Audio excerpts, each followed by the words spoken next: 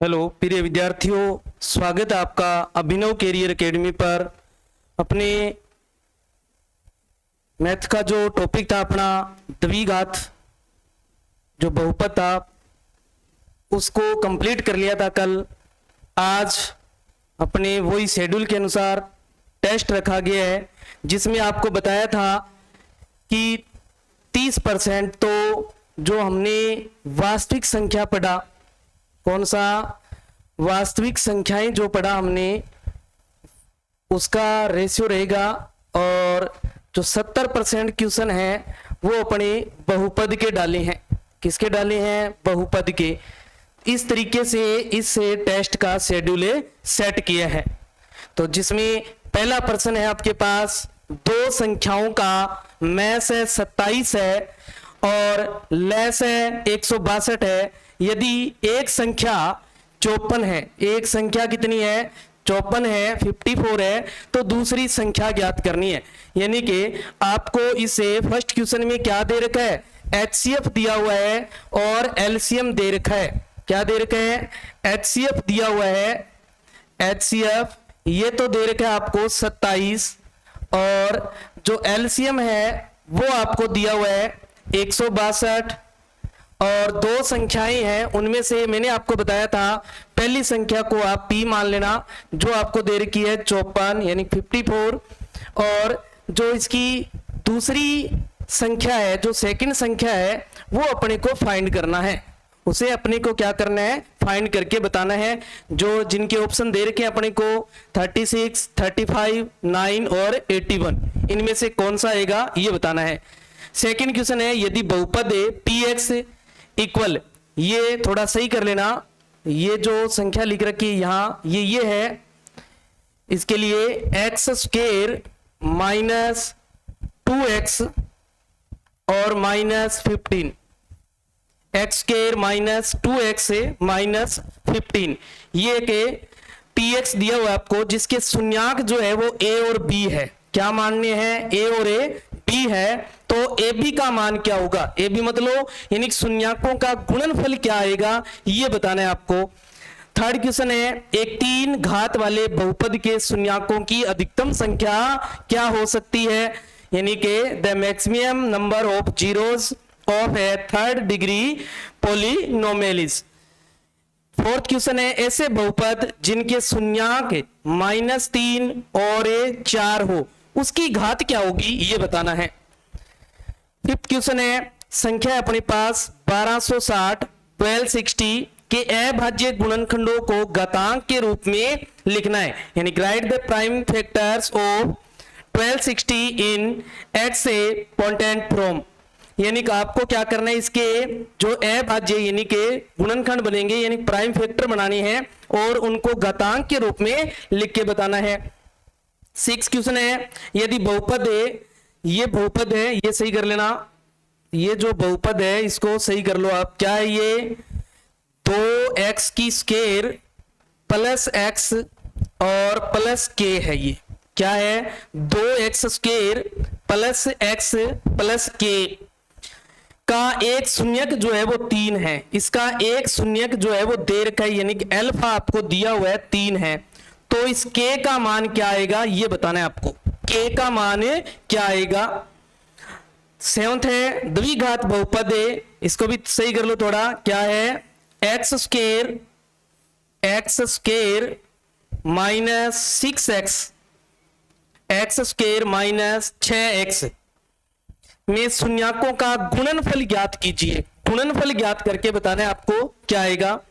फिर है, वह द्विघात बहुपद ज्ञात करिए जिसके शून्याकों का योग जो है वो -5 है और जो गुणनफल है वो 6 है। यानी कि आपको एक क्वाड्रेटिक पॉलिनोमियल फाइंड करना है जिसका जो जीरोज है उनका सम तो दे रखा है -5 और प्रोडक्ट जो है वो दे रखा है आपको 6। 9 नंबर है, सिद्ध कीजिए कि √2 एक अप्रिमेय संख्या है। एक अप्रिमेय संख्या है। और 10 नंबर है, 10 नंबर ये भी सही कर लो थोड़ा। ये जो बहुपद है ये क्या है? 6x की स्क्वायर -3 -7x आपको इसके बारे में अच्छे से बताया था। इसको पहले सेट करके फिर लिखना है कि शून्यांक जो है वो दिए हुए हैं, एक तो है 3/2, एक है माइनस का 1/3, एक तो है 3/2 और एक है माइनस का 1/3। इनमें जो शून्यांक और गुणांक जो आएंगे, शून्यांक और जो गुणांक है के संबंध के सत्यता की जांच करके बतानी है, यानी कि आपको इसमें चेक करके बताना है, यानी कि रिलेशनशिप निकालना है जीरोज और कोफिशिएंट है इनके बीच में, बिटवीन। नेक्स्ट क्वेश्चन है अपना क्वेश्चन नंबर 11 कि P का वह मान ज्ञात कीजिए जिसके लिए बहुपद, ये बहुपद है, इसको भी सही कर लो थोड़ा, क्या है px की स्क्वायर है, ये px की स्क्वायर माइनस 14x और प्लस 8 बराबर 0 का एक शून्यक दूसरे का 6 गुना है। प्रश्न को ध्यान से पढ़ना है कि एक शून्यक जो है वो दूसरे का 6 गुना है, यानी find the value of p for which 1 0 of the polynomial. कौन सा दे रखा है, ये आपको मैंने सही करवा दिया। यहाँ क्या है px की square minus 14x plus 8 is 6 times the other. Okay, next 12 number है, यदि बहुपद fx, इसको भी सही कर लो, ये क्या है x की square minus 8x plus k, plus क्या है k, ये इसका है ये इसका है, कि शून्यांकों के वर्गों का योग है, शून्यांकों के वर्गों का योग 40 है, तो k का मान ज्ञात कीजिए। यानी कि if the sum of squares of zeros of the polynomial, polynomial दे रखा है x square minus 8x plus k is 40, then find the value of k की वैल्यू फाइंड करनी है अपने को। ओके, तो ये 12 क्वेश्चन है आपके पास। टोटल जो पेपर है अपना ये कुल 16 अंक का है। कितने अंक का है, 16 अंक का है। कितने अंक का है बच्चे, 16। ओके, जो टोटल मार्क्स है, टोटल मार्क्स है वो कितने का है, 16। कितने का है, 16। ओके, इसमें जो फर्स्ट से लेके 4 तक, फर्स्ट से जो 4 तक है ये वन अंक के, यानी कि एक अंक के हैं, यानी कि 1 मार्क्स के हैं। और जो 5 से 8 है ये भी क्या है, 1 अंक के हैं। इनके आंसर आपको, ये तो क्या आगे MCQ वाले, और ये 1 लाइनर हो गए। कौन से हो गए, 1 लाइनर हो गए। ओके, और जो 9 से लेके जो 12 तक है ये 2 अंक के हैं, यानी 2 मार्क्स के हैं। इनको पूरा सॉल्व करना है। ओके, तो इस तरीके से ये पेपर का शेड्यूल है। आपने इस पेपर को हल करके जो अपने क्लास का जो टेलीग्राम चैनल है उस पे आपने सीट को भेजना है। सीट के ऊपर अपना नाम लिखना है और स्कूल का नाम लिखना है और शहर का नाम लिखना है। फिर आपने उस टेलीग्राम चैनल पर आपने सेंड कर देनी है, जिसके बारे में आपको कल की जो क्लास थी अपनी उसमें लास्ट में आपको पूरी डिटेल के साथ बताया था किस तरीके से उस चैनल को हमने ज्वाइन करना है। ओके, हाँ जी, नेक्स्ट चलते हैं। अपने आज का टॉपिक जो है वो है आगे द्विघात, सॉरी जो 3rd नंबर चैप्टर है अपना, 2 चर वाले रैखिक समीकरण युग्म। कौन सा, चैप्टर नंबर 3rd आ गया अपना। जो चैप्टर नंबर 3rd है वो आ गया है, कौन सा है ये, 2 चर वाले रैखिक समीकरण युग्म, यानी pair of linear equation in 2 variables. Okay, ये भी कुल एक, या अपने यूं कह सकते हैं कि एग्जाम में इसमें भी जो क्वेश्चन आएंगे बोर्ड एग्जाम में वो 4 अंक के आएंगे। कितने अंक के आएंगे बच्चे, 4 अंक के आएंगे। सेम उसी तरीके से 4 अंक के क्वेश्चन पूछे जाएंगे। जैसे आपको बताया था, एक तरीका तो ये बनता है कि एक प्रश्न आपसे पूछ लिया जाए, इसमें वस्तुनिष्ठ, क्या पूछ लिया जाएगा, वस्तुनिष्ठ पूछ लिया जाएगा। और एक क्वेश्चन आपसे इसमें यहां पूछ लिया जाएगा अति लघुरात्मक। क्या पूछ लिया जाएगा? अति लघुरात्मक, अति लघुरात्मक। और एक प्रश्न आपको पूछ लिया जाएगा लघुरात्मक। क्या पूछ लिया जाएगा? लघुरात्मक प्रश्न पूछ लिया जाएगा। ओके, ये 1 अंक का रहेगा, ये भी 1 अंक का, और ये 2 अंक का रहेगा। इस तरीके से इसमें क्वेश्चन पूछे जा सकते हैं। या फिर आपको इस शेड्यूल से पूछा जा सकता है। एक प्रश्न है वो तो वस्तुनिष्ठ रहेगा इसमें, वस्तुनिष्ठ, और ये 1 अंक आ जाएगा। एक प्रश्न जो है आपको इसमें जो दीर्घ प्रश्न है वो पूछ लिया जाएगा। क्या दीर्घ प्रश्न है वो पूछ लिया जाएगा 3 अंक का। कितने अंक का? 3 अंक का। या इस शेड्यूल में आपसे प्रश्न पूछे जा सकते हैं। जो यहां दीर्घ प्रश्न पूछेगा ये ग्राफ पूछा जा सकता है, यानी कि ग्राफिक्स मेथड से जो इक्वेशन होगी उनको जो सोल्व करने के लिए बारे में पूछा जा सकता है, यानी कि उनका जो मेथड है वो ग्राफिक्स लिया जा सकता है। आपसे नाम दे दिया जाएगा कि ग्राफिक्स मेथड से इसको सोल्व करके बताइए, यानी ग्राफीय विधि से ही सोल्व करके बताइए। यहां अगर इस तरीके का पैटर्न रहता है एग्जाम में प्रश्न पूछने का, तो 3 अंक में 100% आपसे यही विधि पूछी जाएगी, ग्राफीय विधि ही पूछी जाएगी 100%। ओके बच्चे, ध्यान रखें। तो आपने ग्राफीय विधि को भी अच्छे से तैयार करना है। तो अपने सबसे पहले जो इसके अंदर ग्राफीय विधि है उसी के बारे में चर्चा करेंगे। तो आगे चलते हैं मणि, नेक्स्ट बात करते हैं। इसमें अपने बात करेंगे 2 चर वाले। देखो पहले तो इस बात को समझे, 2 चर वाले, है ना, 2 चर वाले रेखिक समीकरण की बात हो रही है यहां, यानी कि 2 चर होंगे। कितने चर होंगे? 2 चर लेने हैं। 2 चर आपको मैंने बताए थे।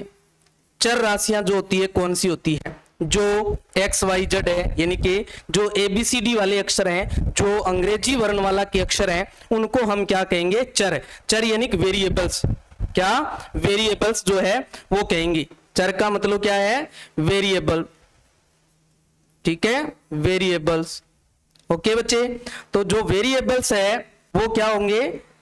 2 होंगे। यहां पर क्या होंगे? 2। मुख्य रूप से अपने वेरिएबल को x और y रूप में ही पढ़ते हैं, मुख्य रूप से x और y रूप में ही पढ़ते हैं। ओके, या जरूरी नहीं है कि x और y होने चाहिए, s और t भी हो सकता है। क्या ले सकते हैं? यहाँ s और एक t दे दे, यहाँ p और q ले ले। ओके, तो 2 यहां चर होंगे, यानी 2 वेरिएबल्स होंगे। ओके बच्चे, ध्यान रखना है। और रेखिक की बात करें तो रेखिक की बात आपको बताई थी, जिसकी घात कितनी हो?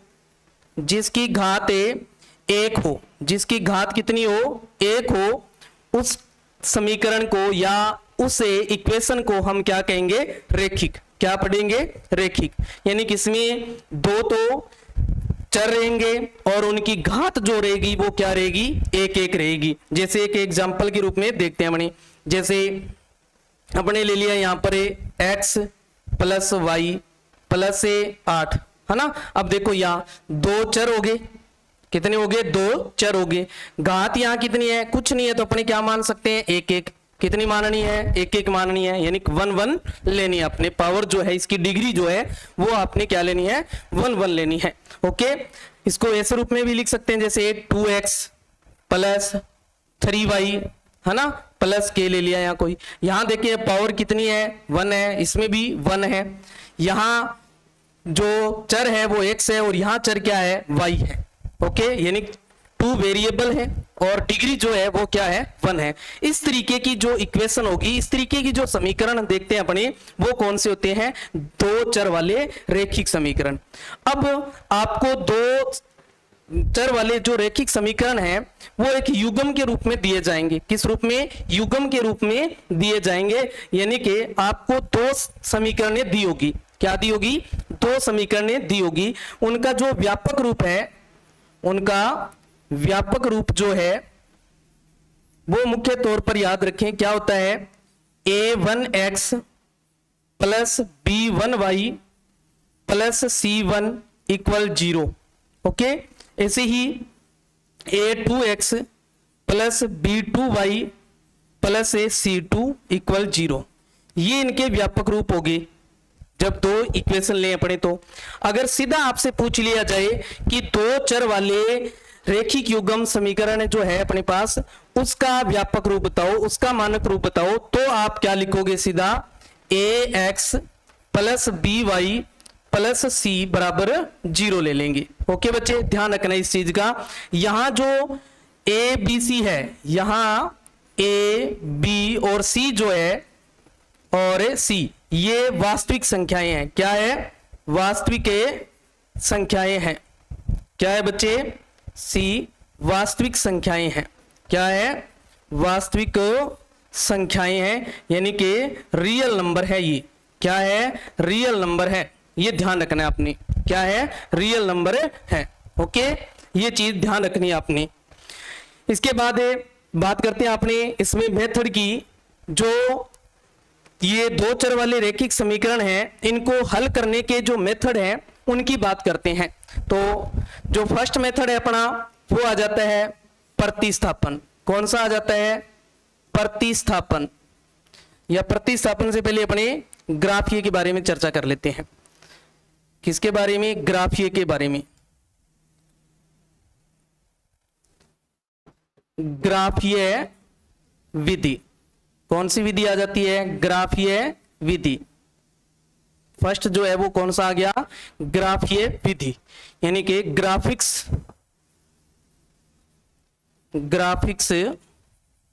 मेथड। ग्राफिक्स मेथड, इस मेथड के द्वारा अपने जो इक्वेशन दी होगी टू वेरिएबल में, उनको अपने क्या करेंगे? सोल्व करना सीखेंगे। उसके बाद सेकंड बात करेंगे अपने प्रतिस्थापन की। किसकी बात करेंगे? प्रतिस्थापन विधि की बात करेंगे। प्रतिस्थापन विधि। प्रतिस्थापन विधि कौन सी आ जाएगी? Substitution method. Okay, second method ये ले लेंगे अपनी। थर्ड मेथड जो है वो होता है अपना विलोपन। कौन सा होता है? विलोपन। विलोपन विधि, यानी कि elimination method. Okay, elimination method, यानी कि ये तीन मेथड जो है उनके बारे में चर्चा करेंगे। अगर आपको मैंने अभी तरीका बताया था, अगर इसमें क्वेश्चन वो पूछता है, एक एमसीक्यू पूछ लेता है और एक आपको दीर्घ पूछ रहा है वो 3 अंक का, तो 3 अंक में जो है वो कौन सी विधि काम आएगी? अपने को ग्राफीय विधि काम आएगी। कौन सी विधि? ग्राफीय विधि। इसका जो क्वेश्चन आएगा वो 3 अंक में ही पूछा जाएगा आपसे। कितने अंक में? 3 अंक में। ओके, कितने अंक में पूछा जाएगा? 3 अंक में पूछा जाएगा। और अगर ये 2 अंक में पूछता है तो इनमें से पूछेगा वो। अगर इनमें से पूछता है तो 2 अंक का क्वेश्चन पूछा जाएगा, ये ध्यान रखना है। ओके बच्चे, 2 अंक का क्वेश्चन पूछता है तो इनमें से पूछेगा वो। ओके, एक इसमें मेथड और होता है। कौन सा मेथड है? वज्र गुणन। कौन सा आता है? वज्र गुणन। वज्र गुणन विधि। वज्र गुणन विधि, यानी कि क्रॉस मल्टीप्लिकेशन।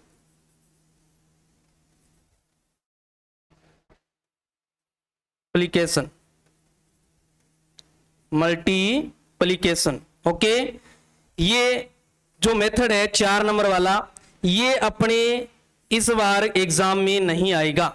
इस बार एग्जाम में ये मेथड नहीं पूछा जाएगा। ओके, ये नहीं पूछा जाएगा, तो इस मेथड को करने की कोई आवश्यकता नहीं है अपने को। ओके बच्चे, हमने जो मेथड पढ़ने इसमें कौन से, ग्राफिक्स, प्रतिस्थापन, विलोपन, यानी कि सबस्टिट्यूशन और एलिमिनेशन जो मेथड है इनके बारे में चर्चा करने वाले हैं। इन्हीं से क्वेश्चन जो है वो पूछा जाएगा। अगर आपसे ऐसे पूछा जाता है भी 1 1 2, तो ये 2 मेथड इंपॉर्टेंट रहेंगे। अगर ऐसे पूछा जाता है 1 3 में, तो ये मेथड जो है इंपॉर्टेंट रहेगा। ओके, ध्यान रखना है। इसके बारे में सर कब कैसे पता चलेगा भी ये 2 1 1 2 में पूछेगा या 1 3 में पूछेगा, तो ये बात अपने को जो ब्लूप्रिंट जारी होगा अपना, जो ब्लूप्रिंट जारी होगा, जो दिसंबर में जारी हो जाता है, कब, दिसंबर में जारी हो जाता है। दिसंबर में इसके बारे में अपने को पता चल जाएगा कि इस मेथड से पूछेगा या इस शेड्यूल से क्वेश्चन इसमें पूछेगा। तो उसके बाद अपने, अगर मान लो इसमें शेड्यूल से पूछेगा तो अपने इन्हीं पर ध्यान देंगे, इसको ज्यादा ध्यान नहीं देंगे। अगर इससे शेड्यूल से पूछता है तो फिर ज्यादा हमने किस पर फोकस करना है, ग्राफिक्स पर। किस पर है, ग्राफिक्स पर। ओके, हाँ जी, नेक्स्ट चलते हैं अपने। अब इसमें जो 1 1 अंक वाले क्वेश्चन है, 1 1 अंक वाले क्वेश्चन है, उनमें जो मुख्य बात है, इंपॉर्टेंट बात है, वो ये है, जैसे अपने पास अभी हमने चर्चा की, इनके जो समीकरण युग्म के जो व्यापक रूप है, मानक रूप है, वो क्या थे, a1x plus b1y plus c1 equal 0, और दूसरा क्या था, a2x प्लस b2y और प्लस c2 इक्वल 0। ये इसके क्या थे, मानक रूप थे। क्या थे, मानक रूप थे। अब अगर आपसे ये 2 रेखाएं बन गई एक तरीके से, ये क्या है, 2 रेखिक समीकरण हैं, यानी कि 2 रेखाएं हैं एक तरीके से। क्या है, 2 रेखाएं हैं एक तरीके से। क्या है बच्चे, 2 रेखाओं को दर्शा रहे हैं ये। ओके, 2 रेखाओं को दर्शा रहे हैं। अब 2 रेखाएं जो है वो पूछ ले किस प्रकार की होगी। अगर आपको दे दे, इसमें जो रेखाएं दे रखी हो उनमें अपने निकाल लेंगे a1 और बटा a2 नोट इक्वल आ जाए b1 बटा b2। क्या आ जाए, a1 बटा a2 नोट इक्वल आ जाए b1 बटा b2। तो जो रेखाएं रहेगी वो क्या होगी, प्रतिच्छेदी। रेखाएं क्या होगी, प्रतिच्छेदी होगी।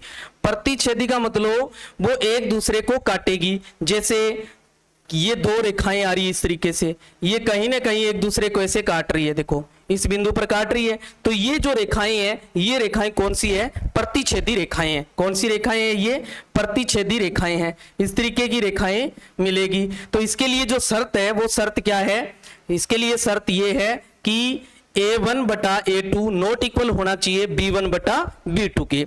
सेकंड जो अपनी शर्त है वो ये है, अगर a1 बटा a2 इक्वल आ जाए b1 बटा b2, तो रेखाएं क्या रहेगी अपनी, तो रेखाएं रहेगी समांतर। क्या रहेगी, समांतर। ओके, समांतर ऐसे होता है, यानी कि ऐसी 2 रेखाएं हैं इस तरीके से, जैसे ये इनको आगे पीछे कितना ही बढ़ाएं ये किसी भी बिंदु पर नहीं काटेगी। ऐसी रेखाएं जिनको आगे पीछे बढ़ाने पर किसी भी बिंदु पर नहीं काटती हो, यानी कि प्रतिच्छेद नहीं करती हो, वो कौन सी होती है, समांतर रेखाएं होती है, या अप्रतिच्छेदी भी बोल देते हैं इनको। क्या बोल देते हैं, अप्रतिच्छेदी भी बोल देते हैं। तीसरी बात आती है अपनी, अगर a1 बटा a2 इक्वल आ जाए b1 बटा b2 और इक्वल आ जाए c1 बटा c2, यहां नोट इक्वल में रह जाएगा c1 बटा c2। ठीक है, इसमें इक्वल रह जाएगा, इसमें तीनों इक्वल रहेंगे। तो रेखाएं क्या रहेगी अपनी, संपाती।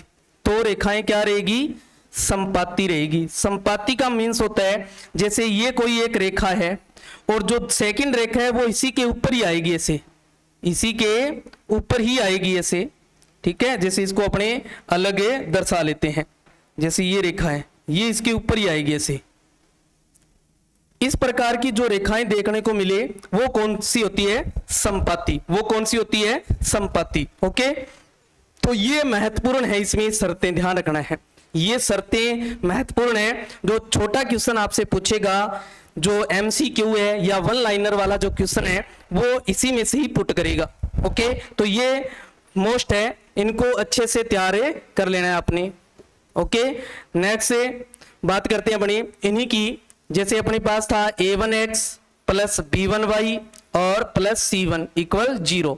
सेकेंड था अपने पास a2x प्लस b2y और प्लस c2 इक्वल 0। अब दूसरी शर्त क्या होती है इसमें? दूसरी शर्त देखो, अगर आ जाए a1 बटा a2 नॉट इक्वल b1 बटा b2, नॉट इक्वल आए b1 बटा b2, तो जो मान आएंगे इनके वो क्या होंगे? संगत। मान जो है वो क्या होंगे? संगत होंगे।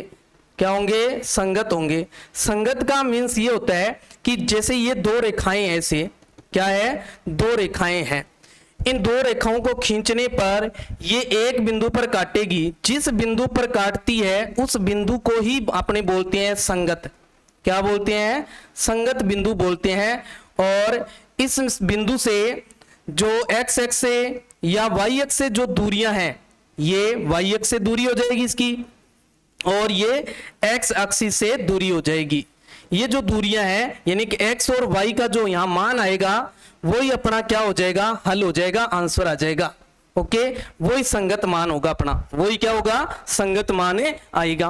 ओके, ये पहली शर्त होगी इस कंडीशन में। दूसरी ये है, अगर a1 बटा a2 इक्वल आ जाए b1 बटा b2 और नॉट इक्वल रहे c1 बटा c2 के, तो मान क्या रहेंगे? असंगत। तो मान क्या रहेंगे? असंगत रहेंगे। क्यों रहेंगे असंगत?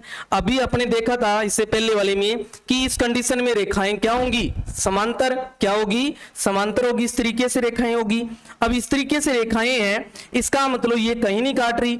जब काट ही नहीं रही है तो इसका कटान बिंदु ही नहीं आ रहा है, तो अपने मान निकालने कैसे? कोई मान नहीं आ रहा, तो इस कंडीशन में कोई मान नहीं आता है, इसलिए अपने क्या कह देते हैं?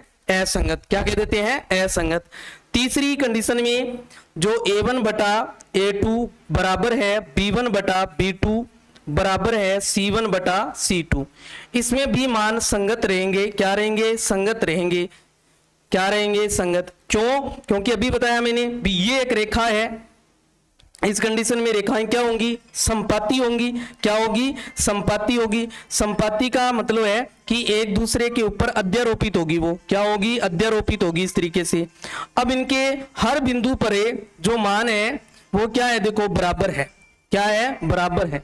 यानी कि इस कंडीशन में जो हल रहेंगे अपने वो क्या रहेंगे? अनंत हल होने वाले हैं। क्या होंगे? अनंत हल होंगे। इनफिनिटिव जो इसके आंसर होंगे। ओके बच्चे, ये ध्यान रखना है। क्या होंगे? हल अनंत होंगे। नेक्स्ट बात है, नेक्स्ट बात देख लेते हैं अपने। नेक्स्ट बात में अपने बात करते हैं जो इसकी एक कंडीशन और है, तीसरी शर्त है। तीसरी जो शर्त है वो ये है, अपने पास समीकरण थी a1x प्लस b1y और plus c1 equal 0, a2x plus b2y plus c2 equal 0। ये तीसरी कंडीशन थी अपने पास। सॉरी, ये व्यापक समीकरण थे। इसमें तीसरी कंडीशन जो है वो ये है कि अगर आ जाए a1 बटा a2 और नॉट इक्वल आए b1 बटा b2, वही पहली कंडीशन जो हमने पीछे शर्त पढ़ते आ रहे हैं, शर्त वही रहेगी। अपने को अलग अलग ध्यान रखना है। विमान की बात करें तो क्या है, कौन सा है, और अगर रेखाओं की बात करें किस प्रकार की है तो कौन सी है। अब बात करते हैं हल की। किसकी बात करते हैं? हल की बात करते हैं। तो इस कंडीशन में क्या होगा? अद्वितीय हल होगा। क्या होगा? अद्वितीय हल होगा। यानी कि अद्वितीय हल का मीन होता है केवल और केवल एक हल। केवल और केवल एक ही हल होगा। यहाँ केवल और केवल एक ही हल होगा। एक ही हल होगा, ध्यान रखना है। ओके बच्चे, एक ही हल होगा, यानी कि इसका आंसर जो होगा वो एक ही आएगा। ओके, अगर दूसरी थी अपने पास a1 बटा a2 इक्वल, ये इक्वल है भी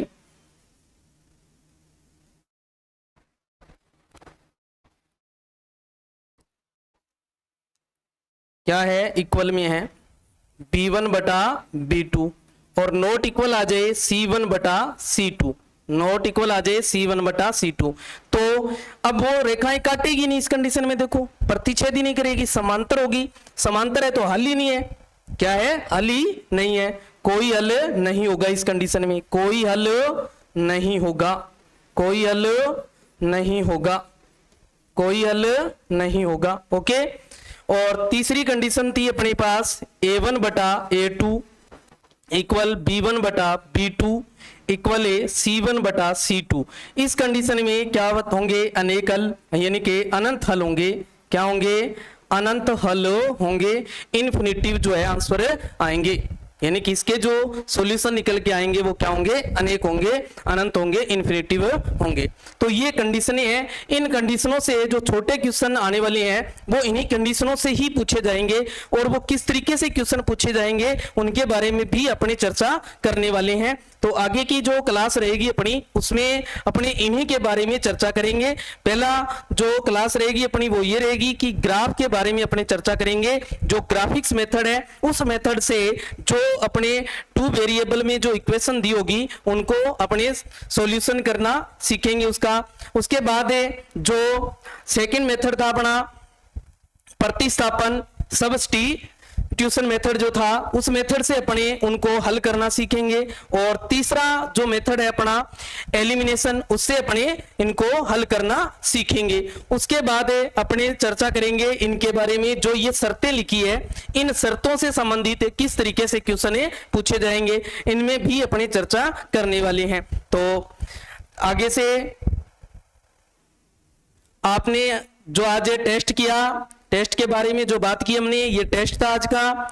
इस टेस्ट का हल करके आपने सीट को कहां भेजना है, टेलीग्राम चैनल पे भेजना है। टेलीग्राम चैनल अपना कौन सा है, इसे अभिनव कैरियर एकेडमी, आप टेलीग्राम पे जाके इसको सर्च कर सकते हैं। अगर वहां नहीं मिलता है, वहां से आपको नहीं, जैसे ही आप सर्च करोगे नहीं आ रहा है, तो आप जो ये क्लास चल रही है इस क्लास का जो डिस्क्रिप्शन है वहां जाके भी इसका लिंक दे रखा है, और उस लिंक से आप ज्वाइन हो सकते हैं। किस तरीके से ज्वाइन होना है इसके बारे में जो कल की क्लास थी, उस कल की क्लास के एंडिंग में सारी बात बताई हुई है, आपको ज्वाइन करके दिखाया गया है किस तरीके से ज्वाइन करना है। वहां से आप सीख कर इसको ज्वाइन कर सकते हैं। आज के लिए इतना ही, बाकी कल मिलते हैं अपने क्लास के बारे में। धन्यवाद।